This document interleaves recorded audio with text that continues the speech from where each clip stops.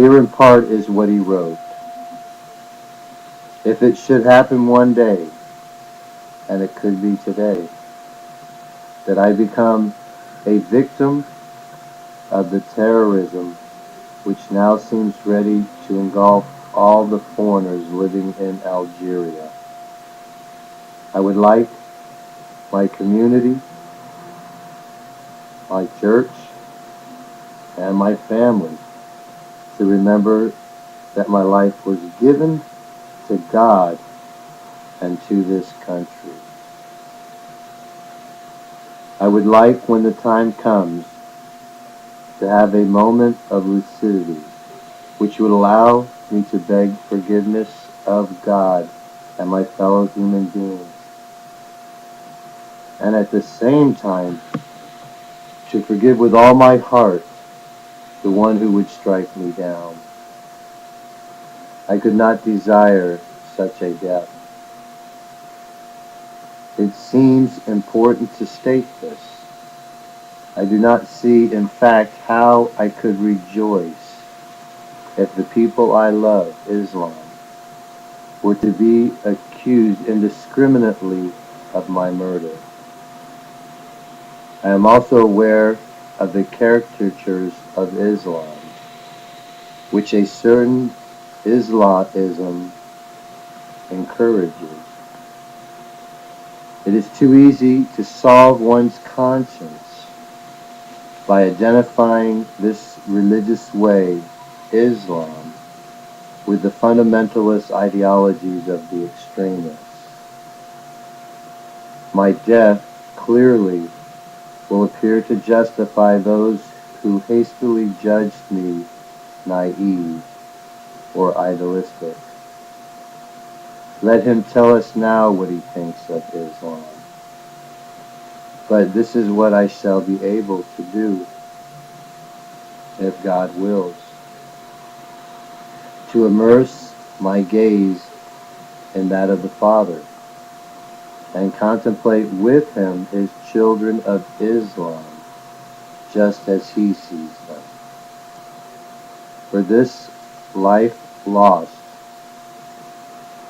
totally mine and totally theirs, I thank God. As I watch the news each day, read the newspapers, hear political and religious commentators, and listen to friends share about the situation in the world, I find few words that challenge me as deeply as these. What this extraordinarily courageous abbot calls us to is what's deepest inside Christianity and all authentic religion, namely, a solidarity with others, all others, that's based upon a common God and a common humanity, a fact that relativizes every other difference. We are brothers and sisters, all of us, Muslims and Christians, and everyone else under one gaze of love from God. But that's not easy to see nor accept when daily we are hating, imprisoning, torturing, and killing each other in the name of God and our respective values. What Father Christian invites us to is to live out the gospel, not out of our feelings. What in essence does that mean? The gospel recount an incident where one day Jesus was walking along the borders of Samaria when he met a woman. Scripture scholars assure us that what is being described here is more than mere geography and more than a simple conversation between Jesus and a Syro-Phoenician woman. A border is a boundary, the edges of something foreign. And Samaria and this woman were what was particularly foreign at that moment. Samaria was a different ethnicity and a different religion, and the woman a different gender. In essence, the Gospels are saying one day Jesus was walking along the edges of ethnicity, religion, and gender. As these, they're then known and accepted.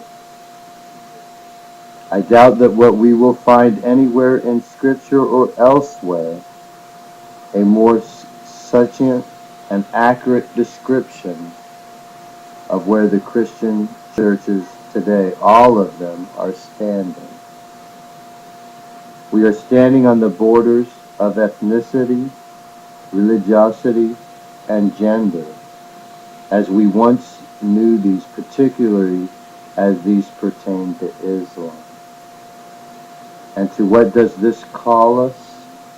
Precisely to what Abba Christian both incarnated and articulated: to stay in the relationship, to not characterize, to not misunderstand, to not let what's worst in each other eclipse what's best in each other, to continue to trust in our common God, to die in love if necessary, and especially to not forget ever that we are brothers and sisters, given equal life by a common Father.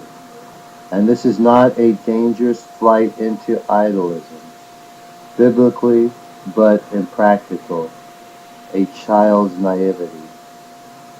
It's also astutely political, a brutal realism. Until we and Islam embrace as brothers and sisters, there can be no peace, and no military power in the world, as we are painfully learning, can provide us with security.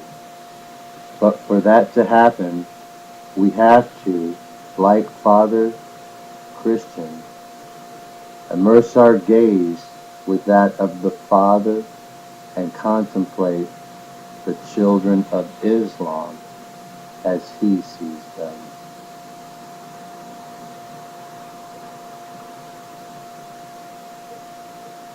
What is the soul?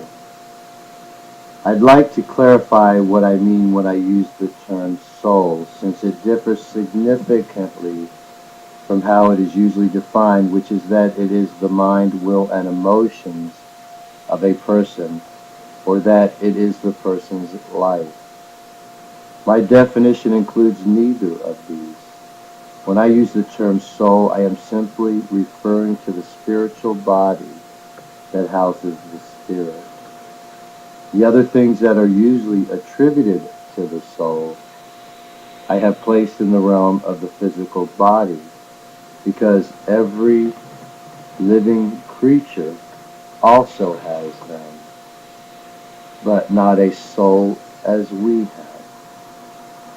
However, just because I made them part of the physical body, it doesn't mean that they don't attach to the soul when our physical body dies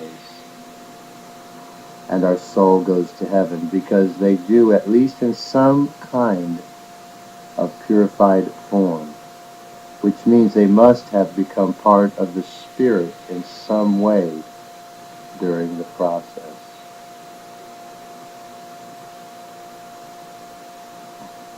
How is it possible that a Buddhist has a devil but not a God?